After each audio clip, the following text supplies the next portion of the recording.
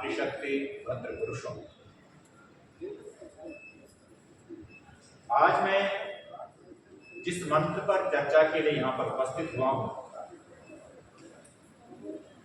वो मंत्र है ईश्वर स्तुति प्रार्थना उपासना का छठा मंत्र। मुझे ये कहना नहीं होगा कि मंत्र सभी को याद है। मंत्र है ओम प्रजापते नद्वदेता धन्यो विश्वा जातानि परिता बभूव यत्कामासे जुर्मस्तन्नो अस्तु वयं ह्याम पतयो दयिना। मंत्र को शुरू करने से पहले मंत्र की भूमिका होना जरूर है और उसके लिए मैं बिल गेट्स का एक संस्मरण आपके सामने रखना चाहूँगा। एक बार बिल गेट्स से पूछा गया आप बहुत पैसे वाले हो, कोई ऐसा व्यक्ति मिला आपको कि जो आपसे भी ज्यादा पैसा वाला है? बिल गेट्स उस वक्त कहता है मेरे जीवन में एक ऐसा व्यक्ति है जो मुझसे ज्यादा नहीं सबसे ज्यादा पैसे वाला मुझे दिखाई देता है। वो कौन व्यक्ति है? क्या उस व्यक्ति को सुनाने के लिए तुम्हें मेरे पुराने अनुभवों में जाना होगा। जब मुझे कोई जानता नहीं था, मेरी कोई पहचान नहीं थी, मेरी कोई क्षमता सामने नहीं आई थी, उस वक्त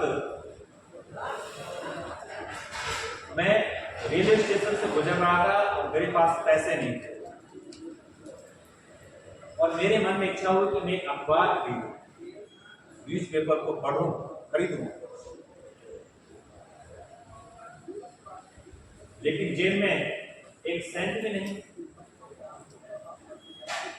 और मैं इसी प्रकार से एक न्यूज़पेपर बेचने वाले के पास गया और देखने लगा।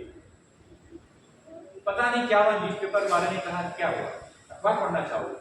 कहा अखबार तो पढ़ना चाहूंगा पर मेरे पास पैसा नहीं। उसने वो न्यूज़पेपर मुझे दिया और मैं कहा लेके तुम जाओ, कोई बात नहीं। फिर दोबारा अचानक मुझे उस स्टेशन में आना हुआ, मुझे मेरे पास जेब में पैसे नहीं। मैं दोबारा उसके पास गया और उसके पास जाने पर मैंने उससे कहा ये न्यूज़पेपर पढ़ा। उसने मुझे कहा ले जाओ, इसका पैसे नहीं, कोई बात ले जाओ। जब मैं बड़ा हुआ, जब मेरा नाम, मेरा पैसा सब कुछ बढ़ने लगा, तो मेरे मन में आया कि जिसने मेरे न्यूज़पेपर में मेरी मदद की, मैं उसको कुछ मदद करूं। मैंने ढूंढा और बहुत मेहनत के बाद आखिर मुझे वो नहीं मिल गया न्यूज़पेपर। मैंने पूछा मैं तुम्हारी मदद करना चाहता हूँ, तो मुझे पहचानता है? तुम पहचानता, तुम बिल गेट्स हो।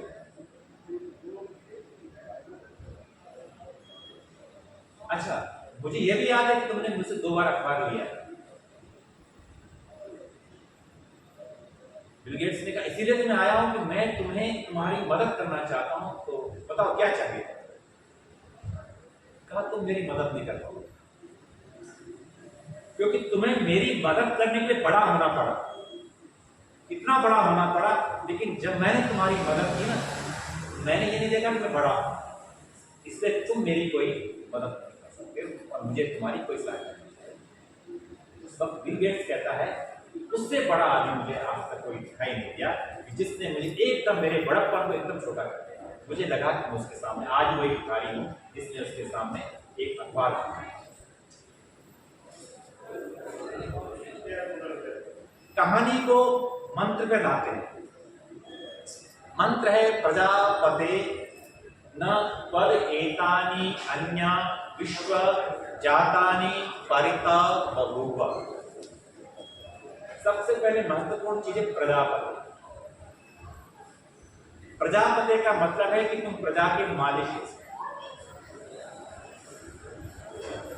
एक बात आपको समझनी होगी, जो नालायक से नालायक पुत्र भी होता है वो अपने पिता को पिता ही कहता है।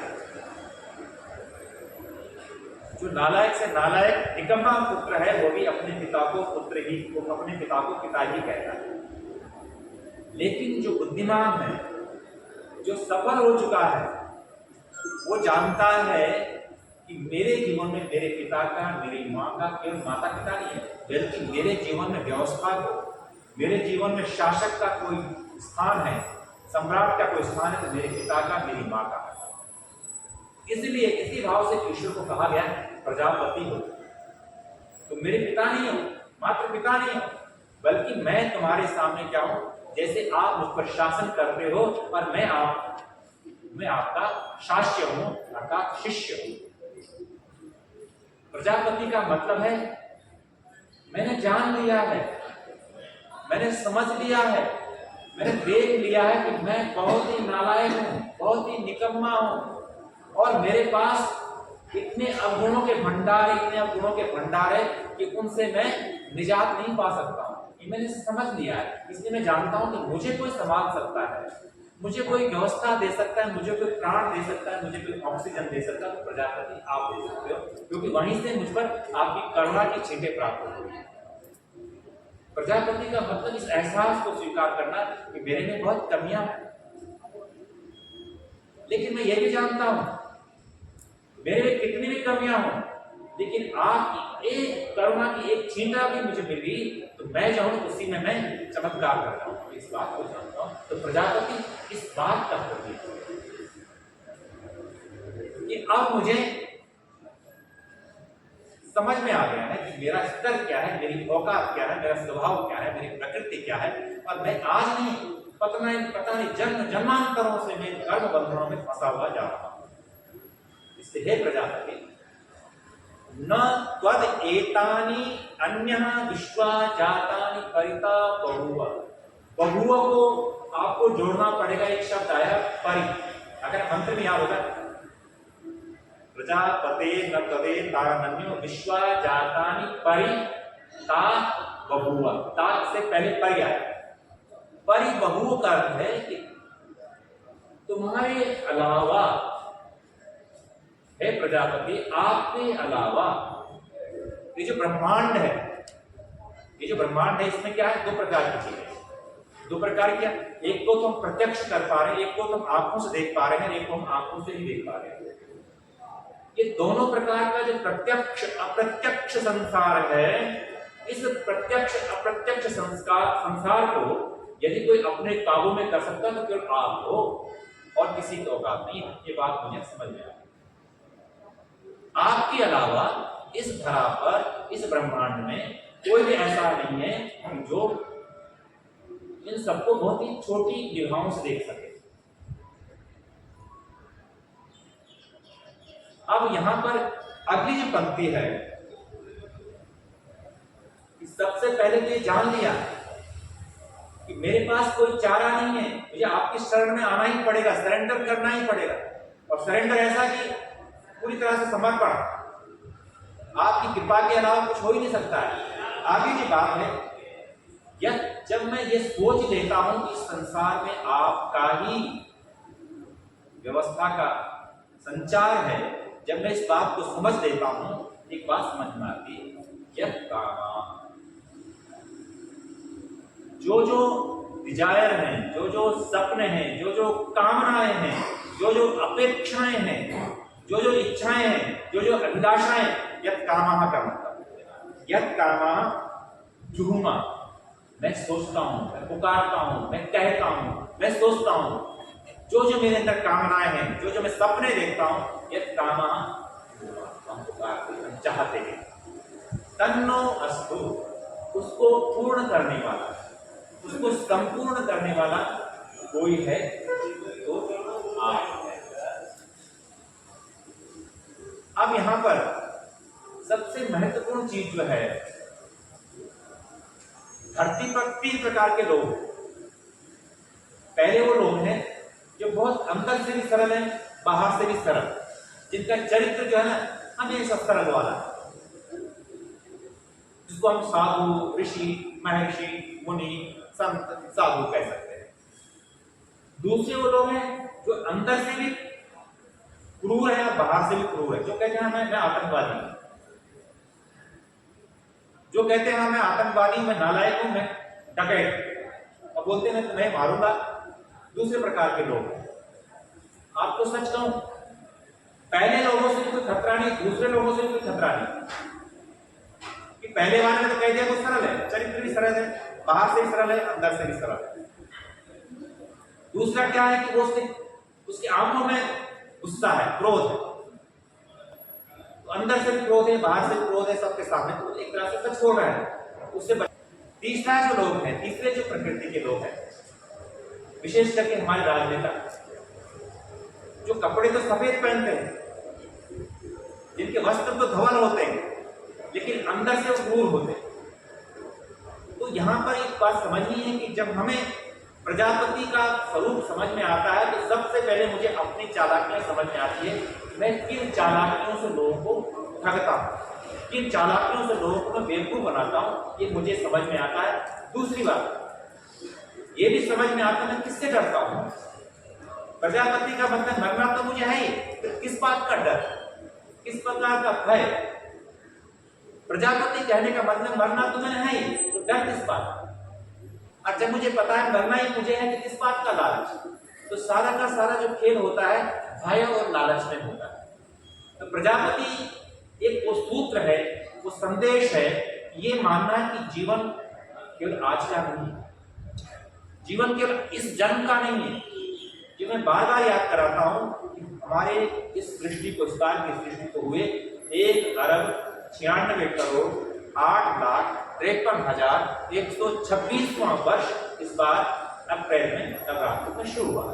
ये हमें याद रखना होगा कि पता नहीं हमारे कितने हजारों जन्म हो चुके हैं, और बार बार जन्म इसलिए हो रहे हैं क्योंकि मैं उसी चक्री में फंस रहा हूं, उसी व्यूह में फंस रहा हूं कि मैं लोगों से डरता हूं, या लोगों को डराता हूं, या लालच करता हूं।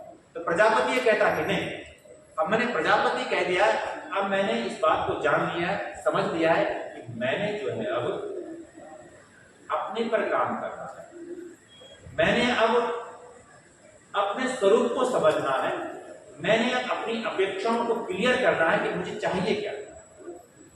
तो यहां पर यद कामा, अब तत्व ना, तत्व का अर्थ है यहां पर बहुत महत्वपूर्ण, जो पहले मंत्र में आया था, विश्वानि देव सवितर दुरितानि परास्व यद भद्र। मेरी कामनाएं वो कामनाएं पूर्ण होनी चाहिए जो भद्र है। भद्र का मतलब मेरे भी भलाई के लिए, संसार की भलाई के लिए। ऐसी कोई कामनाएं नहीं होनी चाहिए मेरी पूर्ण, जिन कामनाओं से मेरा तो भला हो लेकिन सामने वाले का नुकसान। तो भद्र की ये शर्त है, ये अनिवार्यता है कि मैं उस भद्र को पाऊं, उस कामनाओं को पूर्ण चाहूं जो कामनाएं मुझे तो लाभ दे दे लेकिन संसार को भी लाभ दे। तो भद्रम का अर्थ ये। अगला जो महत्वपूर्ण चीज है, वयम श्याम पतयो रयेना। यहां कहा गया वयम श्याम पतयो रयेना, हम धन ऐश्वर्यों के स्वामी बने। हमारे पास धन कम नहीं होना चाहिए, प्रभुत मात्रा में होना चाहिए। वेद कहता है, वेद ये कहता है कि मुझे किसी की तरफ ताकना ना पड़े, किसी की तरफ हाथ ना फैलाना पड़े, इतना धन मेरे पास होना चाहिए। लेकिन साथ में बात है, रई का मतलब है कि मेरा रय ऐश्वर्य वाला हो, और ऐश्वर्य का मतलब ईश्वर की प्राप्ति कराने वाला हो। ऐश्वर्य बना हुआ ईश्वर से, ईश्वर की प्राप्ति में जो धन सहयोगी है वो धन है, रय है, वो धन ऐश्वर्य है। अर्थात अगर हम अपने को, एक बार महाभारत में प्रसंग आता है, दुर्योधन से पूछा गया कि आप को संसार में कोई अच्छा नहीं दिखाई देता है। गुरु ने कहा, गुरु कृपाचार्य ने कहा, जाओ ऐसा करो, तुम जाओ और घूम के लाओ, कोई अच्छा व्यक्ति घूम के लाओ। दुर्योधन गया और दुर्योधन को घूमते घूमते जो वापस आए, एक व्यक्ति के साथ दिया। दुर्योधन के वापस आने के बाद कृपाचार्य ने कहा, युधिष्ठिर तुम खड़े रहो, तुम एक खराब आदमी को लेके आओ। युधिष्ठिर जाता है, घूमता है, काफी देर के बाद वापस खाली आता है। युधिष्ठिर कहता है मुझे कोई खराब नहीं मिला, दुर्योधन कहता है मुझे कोई अच्छा नहीं मिला। तो सारा का सारा जो खेल है ना वो यहाँ का है। यहाँ पर जो महत्वपूर्ण चीज है वो है कि हमें यहाँ पर आना होगा, सबसे पहले आना होगा अग्नि स्वयं को समझने से पहले ये आना पड़ेगा ना गायत्री पर। किस पर आना पड़ेगा? गायत्री पर। और गायत्री में जो 3 अक्षर है ना, भू, भुवः और स्वः। भू का अर्थ मैं आपके सामने रखना चाह रहा हूं। भू का अर्थ है सेल्फ अवेयरनेस, समझ लीजिएगा। वहां पर अर्थ दिया हुआ प्राणों का प्राण, नहीं समझ में आता है। भू का मतलब है, भू बना हुआ संस्कृत में कई बार बता चुका, भू बना हुआ भू सत्तायाम धातु से, जिसका मतलब सत्ता, एग्जिस्टेंस। तो भू का मतलब क्या है? Self awareness. बिना सेल्फ अवेयरनेस के आप अपने को वर्तमान में ला ही नहीं सकते। दूसरा है भुआ। भुआ का अर्थ है दुख को दूर करना। जितने भी दर्द हैं, जितनी भी तकलीफ है, जितने भी कष्ट हैं, जितनी परेशानी है, उसका केवल एक ही इलाज है, भुआ। भुआ का मतलब सेल्फ कॉन्शियस। जितने ज्यादा हम सेल्फ कॉन्शियस होंगे उतने ज्यादा हम अपने दुखों को, कष्टों को दूर कर सकते हैं, अन्यथा कोई चारा नहीं। दूसरे से उम्मीद करने का मतलब है और ज्यादा अपने को रोगी करना, और ज्यादा अपने को दरिद्र बनाना, और ज्यादा अपने आप को बीमार करना।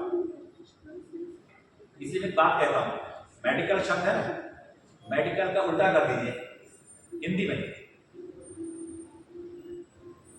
मेडिकल। इतनी हिंदी तो सबको आती है। मेडिकल, लास्ट में क्या रहा? ला।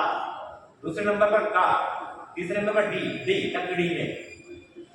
मेडिकल का मतलब है लकड़ी में। आज मानो या ना मानो, वर्तमान का जो मेडिकल है पूरी तरह से हमें जो है ना लकड़ी की तैयारी करा रहा है।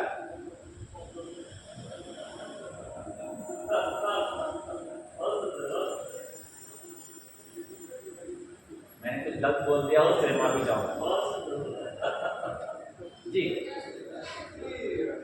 जब ये मेडिकल नहीं था तभी लकड़ी की तैयारी होती थी। भगवान बुद्ध, राम, कृष्ण कोई नहीं बचा, सब लकड़ी ले गए। देखो अच्छी बात है, पर यह तैयारी की जा रही है। वो तैयारी देखिए, इसलिए कहा जाता है कि मृत्यु, हमारे यहाँ कहा जाता है कि मृत्यु की तैयारी करें। सबसे महत्वपूर्ण चीज है हमारे यहाँ मृत्यु को, हमारे यहाँ मृत्यु का मतलब होता है ट्रांसफॉर्मेशन। आप याद कीजिए, आप अपने संतान को याद कीजिए, अपना स्वरूप तो आपको याद नहीं होगा। अपने संतान को याद कीजिए जब वो 3 महीने के थे, आज 20 साल की है, तो जो चेंज हुआ वो क्या? मृत्यु तो है, पर नहीं, मृत्यु नहीं बोलेंगे, क्या बोलेंगे? ट्रांसफॉर्म हो गया। शब्द दिया है ट्रांसफॉर्म, अच्छा लगता है। जबकि मृत्यु हो गई है उस स्वरूप की। मृत्यु का हमने मान लिया अपशकुन, कुछ गलत, अशुभ, अमंगल मान लिया, जबकि मृत्यु का मतलब था आचार्य। सबने कठोपनिषद लगभग सभी ने सुना होगा। कठोपनिषद में एक आचार्य होता है यम, एक होता है नचिकेता, एक होता है नचिकेता के पिता वाजस्रवा। तो वाजस्रवा अपने पुत्र को, नचिकेता को कहते हैं, वो बहुत जिद करता है, अलग पसंद है, कहता है कि मैं तुझे मृत्यु को दे दूंगा। तो नचिकेता से रहा नहीं गया, वो चला गया मृत्यु यमराज के पास ही चला गया। यमराज ने कहा तू मेरे यहाँ 3 दिन तक भूखा प्यासा है, तो क्या खाएगा? कहा नहीं, खाना पीना कुछ नहीं है, पहले बताओ मृत्यु क्या चाहिए। बालक की जिद को देखकर, बालक बहुत जिद्दी होते हैं, तो बालक की जिद को देख करके उन्होंने आचार्य मृत्यु को वरदान दिया। 1 वरदान दिया, 2 वरदान, 3 वरदान मांगो, इतने खुश हुए। तब उस वक्त प्रसंग आता है, यम का मतलब है आचार्य। आचार्य क्या करता है? आचार्य बच्चे जब स्कूल में आते हैं, गुरुकुल में आते हैं, तो उसको नया कर देता है, ट्रांसफॉर्म कर देता है, रूपांतरण कर देता है। तो गायत्री मंत्र में जहां आ रहा था कि भुआ का अर्थ है सेल्फ कॉन्शियस, और आप में से स्व को समझना है तो जैसे यहाँ पर एक बहन है मधु, बाला है, मधु है, या बहुत सारे लोग हैं। पुरुषों का तो मैं कहूंगा कि पुरुषों ने कभी अपने कपड़े धोए कहीं? पहली बार जब कपड़े धोए, साफ धुले थे, तो कैसा लगा था जब पहली बार कपड़े धोए थे आपने? जब पहली बार कोई काम किया तो कैसा, चाहे कितने भी गंदे कपड़े हैं, बहुत अच्छा लगता है। जब भी कोई काम पहली बार करते हैं, मैं विशेष करके लड़कियों से पूछता हूँ कि जब तुमने पहली बार रोटी बनाई तो कैसा लगा? कहा रोटी जो टेढ़ी मेढ़ी थी जल गई है, लगा बहुत अच्छा, क्योंकि स्व का मतलब है सेल्फ वर्थ। जो आपका क्रिएशन होता है वो आपको मूल्य देता है, वो आपको कीमत देता है। कीमत दूसरे का क्रिएशन नहीं देता, आपकी क्रिएशन आपको कीमत देती है। स्व का मतलब है सेल्फ। आगे लंबा में जाते हुए मैं दोबारा से वही जाऊंगा कि अगर प्रजापति को समझना है तो आपको हमें अवेयर रहना पड़ेगा, कॉन्शियस रहना पड़ेगा, अपने वर्क को समझना पड़ेगा, तभी जाकर के प्रजापति, और तभी जाकर के मुझे अपनी प्रकृति पता लगे कि मैंने कितनी गलतियां कर रखी है, मैंने कितनी कमियां कर रखी हैं। आज हम आसानी से हम दूसरे का ऑब्जर्व करते हैं, सबसे आसान काम है दूसरे को ऑब्जर्व करना।